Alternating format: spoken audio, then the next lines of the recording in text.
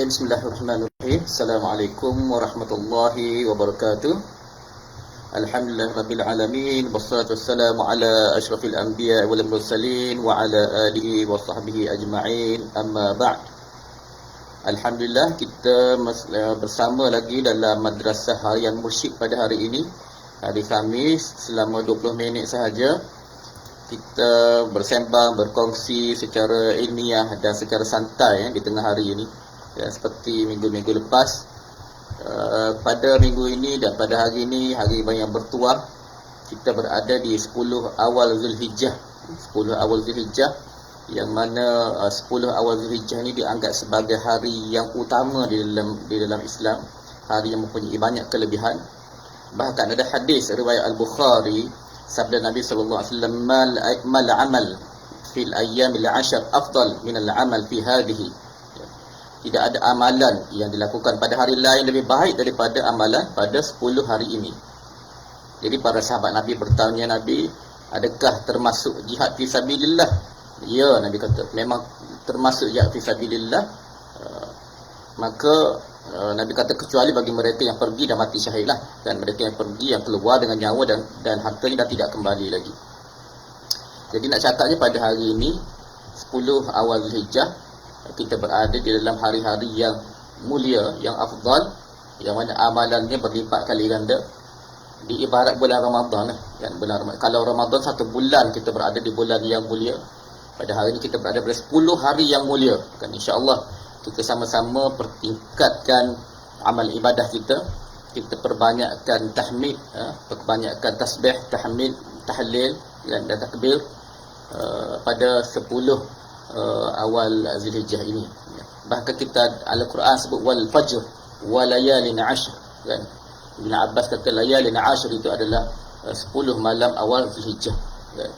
Jadi 10 malam ini adalah 10 malam yang mulia. Perbanyakkanlah ibadah pada malam-malam itu kan. Perbanyakkanlah munajat. Di samping kita berdoa kepada Allah supaya dia angkat wabak yang semakin mencengkam kita pada hari ini kan, insya-Allah.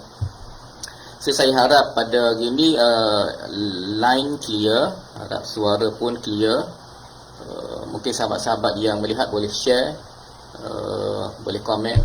InsyaAllah kita akan sambung perbincangan kita bersama saya, bincang tentang isu-isu kewangan Islam semasa, muamalah kontemporari. Minggu lepas kita dah bincang struktur asas e-wallet yang kita selalu pakai, kelebihan dan kekurangannya. Pada minggu ini kita nak tengok secara spesifik apakah akad yang sebenar yang mendasari e-wallet kan? Sebab ialah kalau kita nak compare akad yang berada di dalam buku-buku, kitab-kitab fiqh dan seumpamanya, dia jelas akad itu jelas kan. Tetapi bila masuk kepada aplikasi kan, kita tak pastilah, sebab dia pun tak bagi tahu apa akad yang sebenarnya kan. Sebab memang amalan seharian kita ini, kita tak perlulah mention satu-satu ini jenis apa kan. Tetapi kita kena tahu kan. Macam kita top up reload telefon, apakah akadnya sebenarnya kan. Kita tak pernah mention, tapi kita kena tahu kan? Sebab kita takut terlibat dengan mana-mana aktiviti yang menyalahi syarak kan. Sama juga dengan e-wallet lah. E-wallet, apakah akad yang sebenarnya kan. So apabila kita tengok e-wallet ini, konsepnya bagaimana? Konsepnya kita masukkan duit, kita transfer duit ke dalam wallet tersebut, dia simpan duit kita di situ dan kita boleh guna duit itu untuk tujuan pembelian. Kalau bank, bila kita masukkan duit ke dalam bank, secara automatik bank akan guna duit kita untuk membuat pembiayaan, untuk buat financing kan. So dalam bank itu, akad yang utama lah apabila kita transfer duit masuk ke dalam bank, akad yang utama lah selain daripada akad-akad yang lain, biasanya ialah kita anggap sebagai akad pinjaman ataupun akad qard, yang mana kita sebagai pendeposit meminjamkan duit kepada bank dan bank akan guna duit tersebut dah untuk tujuan pembiayaan. Sebab kita guna sistem bank fractional reserve system kan. Dan kita guna sistem yang mana bank akan terus menggunakan duit kita untuk buat pembiayaan. Sama ada kita diberikan hibah, diberi dividen, diberi faedah, itu terpulanglah kepada kontrak yang kita gunakan. Tapi secara asasnya memang akadnya akad pinjam, akad qard. Ya. Ataupun dia pada asasnya akad simpan, tetapi apabila dia guna duit tersebut, maka dia sudah bertukar menjadi akad qard. Saya bagi contoh macam ni. Akad simpan ini dia boleh bertukar menjadi akad qard sekiranya orang itu guna duit kita. Kita minta sahabat kita simpankan duit kita dan dia guna duit kita tersebut. Dia guna, dia minta izin lah kan. Sebab akad simpanan itu akad amanah. So kalau dia nak guna, dia kena minta izin. So apabila dia guna, dia minta izin dan dia janji dia akan ganti balik. So bila dia guna, dia janji nak ganti balik, secara automatik akad yang berlaku ialah akad pinjam lah kan, akad pinjam. Walaupun dia tak sebut perkataan pinjam. Sebab dalam muamalat ni kita tak syarat sebut nama akad, tak syarat kan. Yang penting masing-masing tahu. So dalam kes e-wallet, adakah syarikat tersebut menggunakan duit kita? Kan? Secara teorinya adakah dia guna duit kita sama seperti bank guna duit kita dalam akaun? Jadi kita kena tengok kepada framework asas yang kita dah bincang minggu lepas lah. Pertamanya apabila kita masukkan duit ke dalam akaun, syarikat tidak gunakan duit kita, sebaliknya akan memasukkan duit tersebut ke dalam trust account. So dia bukanlah akad pinjaman. Dia bukan akad pinjaman sebab dia tak guna. Cuma mungkin berlakulah sedikit penggunaan duit. Mungkin berlaku dalam beberapa keadaan. Sebab kalau ikut framework yang diberikan oleh requirement bank negara, apabila duit itu terlalu banyak berada di dalam account, trust account, mungkin melepasi beberapa juta lah adalah requirementnya kan. So company tersebut boleh parking duit tersebut dalam high quality HQLA kita panggil, high quality liquid asset kan. Dalam sukuk-sukuk government ke yang tinggilah. Jadi maksudnya yang tak merugikan, supaya duit tersebut tidaklah menjadi beku begitu. Dan sebarang hasil dan pulangan dia guna untuk membayar macam-macam lah kos-kos yang perlu. So di situ ada sedikit unsur penggunaan. Kalau kita nak kata guna lah, dia taklah guna macam orang tu guna dan exploit duit kita, tak. Dia just parking duit ke dalam bentuk yang berbeza. So sebab itu akad yang berlaku pada akad yang asasnya bukanlah akad qard. Akad yang asasnya bukan akad pinjaman, tapi akadnya akad simpan, wadiah ataupun wakalah, akad wakil. Dia tolong simpan duit kita kan. Dia tolong simpan duit kita. Kalau tolong simpan saja namanya wadiah. Wakilkan simpan. Dia konsep wadiah ni wakil simpan. Kan? Dia termasuk di dalam wakalah juga wadiah ni. Siapa-siapa yang kaji kitab-kitab fiqh akan jumpa lah. Ada beberapa, maksudnya konsep wakalah itu wujud juga pada simpanan. Sebab dia wakil kita untuk tolong simpan. Tapi e-wallet dia bukan tolong simpan saja. Dia tolong segala bentuk urusan pembayaran kita kepada penjual, kepada kedai. Sekali kita nak kata wadiah semata-mata tak perfect lah. Betul juga pada satu aspek, tetapi dia termasuklah konsep-konsep lain, apa kontrak-kontrak lain, itu tolong bayar dan tolong seumpamanya. So kontrak yang besar yang mendasari akad e-wallet adalah wakalah, sebagaimana yang telah diterbitkan oleh SAC, Suruhanjaya Security Penasihat Syariah Bank Negara, bahawa kontrak yang asas yang mendasari e-wallet adalah konsep akad wakalah atau akad wakil. So apabila akad itu akad wakil, maka company itu mewakili kita untuk tolong simpan duit kita, tolong bayar bagi pihak kita. Sama ada dia nak charge kita, itu terpulang lah. Dan company provider e-wallet juga bukan sekadar wakil kepada kita, dia juga mewakili merchant dalam urusan pembayaran. So apabila, tapi dia tak charge kita, biasanya dia charge merchant. Mungkin satu masa akan datang dia akan charge kita, mungkin lah. Tapi setakat hari ni dia tak charge kita, dia cuma charge merchant. So dengan merchant itu dia mungkin melibatkan kontrak ijarah, kontrak upah kan? Ataupun wakalah dengan upah kan? So itu kontrak yang berbeza. Kalau kontrak dengan bank, kalau kontrak dengan mana-mana kontrak yang berbentuk pinjaman, kan? Pemberi pinjam ataupun orang yang meminta pinjam, dia nak pinjam duit, peminjam, dia tidak boleh janjikan apa-apa benefit, kan? Dia tidak boleh janjikan apa-apa benefit ataupun manfaat kepada pemberi pinjam.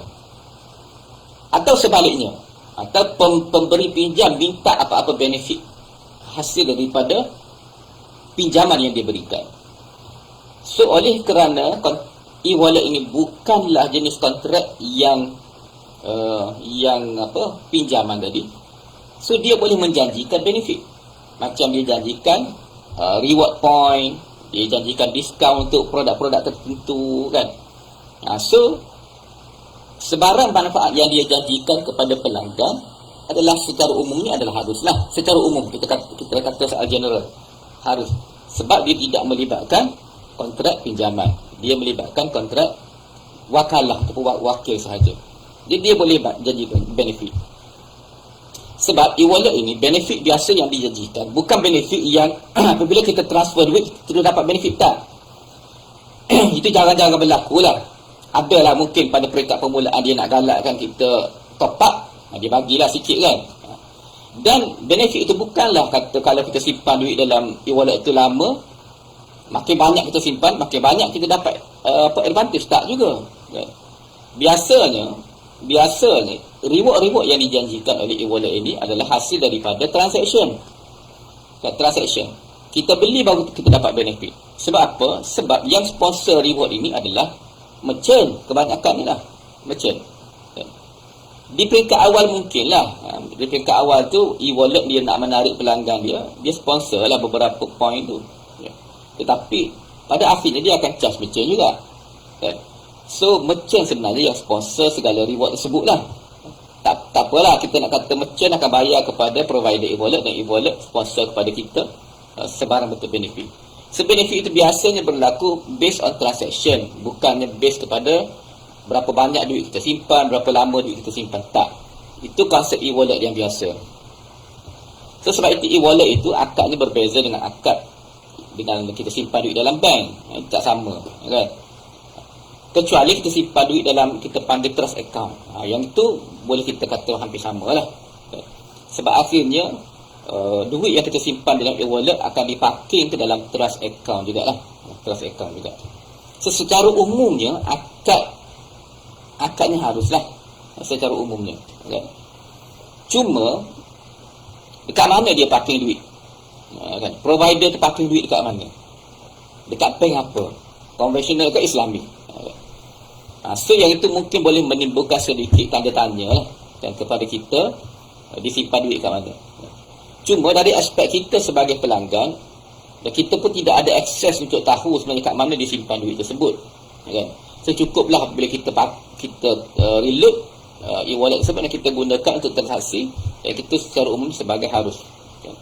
Cuma apabila e-wallet tersebut, katalah e-wallet tersebut dia nak declare dia sebagai e-wallet yang patuh syariah, dia nak declare sebagai patuh syariah,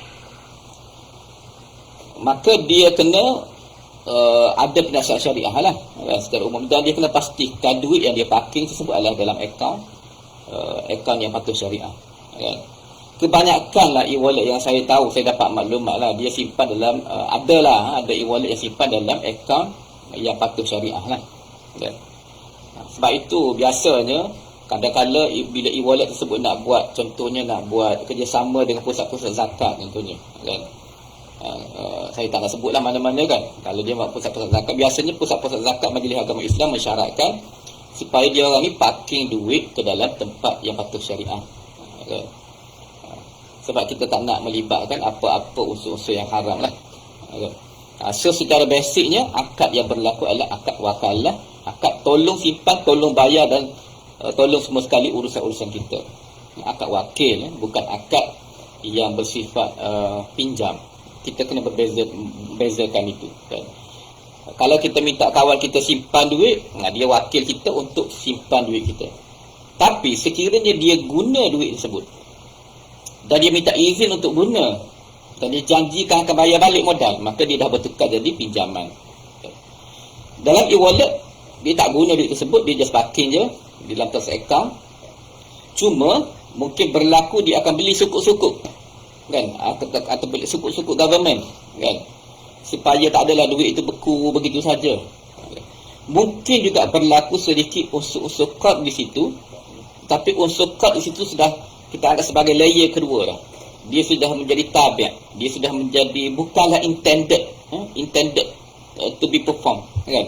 Dia bukan kita anggap akad yang memang kita nak untuk buat begitu. So kita panggil akad tabiat. So akad tabiat ni biasanya kita maafkanlah, kan. Kita ada kaedah tentang akad tabiat ni, yughtafaru fi tawabi' ma la yughtafaru fi fil maqasid. Maksudnya kita taklah consider sangat akad tersebut, kan. Dia bukan menjadi tujuan utama. Jadi kalau berlaku qard pun, qard itu bukanlah qard dalam sifat, dalam konteks yang memang kita kehendaki, tak. Dia berlaku secara orang kata secara nature begitu sahaja, kan. Kecuali kalau berlaku qard lah, kalau berlaku qard. Sebab kita pun belum pasti duit berapa banyak kumpul, kan, yang ada tu. So secara asasnya itu adalah konsep wakalah lah. Konsep wakalah. Jadi jelas di sini, apabila dia guna konsep wakalah, dia boleh menjanjikan apa-apa benefit, apa-apa manfaat. Cuma kita kena berhati-hatilah, seperti mana yang saya dah sebut minggu lepas, kita kena berhati-hati tentang beberapa unsur-unsur yang haram lah dalam wujud tentang e-wallet, kan. Macam contohnya tawaran untuk pakai duit ke dalam tempat yang tak patut syariah, kan. Tiap-tiap hari kita dapat promosi untuk pakai duit ke dalam tempat yang tak patut syariah. Contohnya Go Plus, kan, dia buat. Kat situ tak patut syariah. Dia sendiri yang dia cakap lah, kan. So di sini kita kena berhati-hati supaya kita tak adalah nak pakai duit kat situ, kan. Tak apalah tak dapat benefit per day earning pun, kan. Tak dapat orang kata interest, tak apalah, sebab kita cuma nak guna untuk untuk transaksi yang biasa saja. So elakkanlah terlibat dengan mana-mana transaksi yang kita anggap sebagai transaksi yang haram tersebut. Sebab secara asasnya dia adalah harus. Cuma kita kena ingat, kita kena pastikan bahawa kalau e-wallet itu dia nak pastikan patuh syariah, dia kena complete semua sekali. Dan satu-satunya e-wallet, saya rasa satu-satunya, mungkin ada lagi e-wallet yang diisytiharkan patuh syariah ialah Maybank lah, Maybank e-wallet, kan. Maybank e-wallet itu MAE kan, ABE, kan.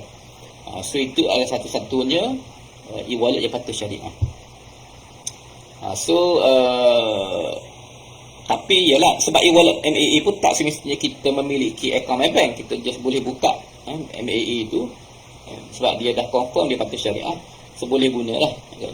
Cuma sama ada banyak merchant guna, tak banyak merchant guna itu mungkin sedikit yalah, kita tengok merchant, kadang-kadang merchant tu dia tak banyak guna, kan. Cuma sekarang ni kadang-kadang tempat e-wallet itu QR code itu, kita dah sebut minggu lepas, QR code itu dia sesuai untuk semua. Itu tak ada isu lah mana-mana e-wallet pun yang kita guna. Cuma lagi mungkin kelebihan dan promosi lah. Sebarang e-wallet yang guna dia ada promosi-promosi tersendiri, kan. Macam GrabPay, kalau kita bayar kita dapat point, kan. Yang lain-lain tu kadang-kadang Maybank e-wallet pun dapat point juga, kan, dapat cashback dan sebagainya. Nah, cashback itu datang daripada mana cashback? Okay. Cashback itu sama lah seperti yang saya ceritakan tadi. Cashback itu datang daripada duit yang mungkin syarikat e-wallet itu yang dia sediakan untuk dia promosi pengguna, servis dia, kan, servis dia. Jadi dia akan bagilah duit kepada kita, kan. Bukan sekadar kita lantik di ejen kita untuk urusan pembayaran simpan duit, dia juga bagi cashback kepada kita, kan. So dapat cashback tidak ada masalah dari sudut syariah. Secara umumnya tidak ada masalah dari sudut syariah, kan. Sebab akad yang dia gunakan adalah akad wakalah. Kalau dia guna akad qard memang bermasalah. Kalau lah dia guna akad qard atau akad pinjaman, memang sebarang bentuk cashback, sebarang bentuk dividen, sebarang bentuk point boleh dianggap sebagai riba, okay. So setakat ini e-wallet di Malaysia adalah dalam bentuk wakalah. So dia bukanlah qard, kecuali berlaku perubahan lah dalam struktur mana-mana, dia bertukar menjadi qard. So di situ dia menimbulkan isu kalau dia janjikan apa-apa pulangan ataupun apa-apa benefit. So, setakat ini bolehlah guna, insya-Allah tidak ada masalah dari sudut syariah, dan dia lebih menyebabkan kita pun lebih fleksibel dalam urusan seharian. So, insya-Allah kita berjumpa lagi minggu depan. Minggu depan selepas hari raya lah. Saya ucapkan selamat hari raya Aidil Adha, selamat awal Zulhijjah. InsyaAllah kalau ada masa minggu depan kita bincang banyak lagi isu amalan kontemporari yang saya akan bagi tahu awal lah apakah tajuk yang kita bincangkan pada minggu hadapan. So, setakat ini saja selama 20 minit. Aku qauli hadza, astagfirullahalazim. Assalamualaikum warahmatullahi wabarakatuh.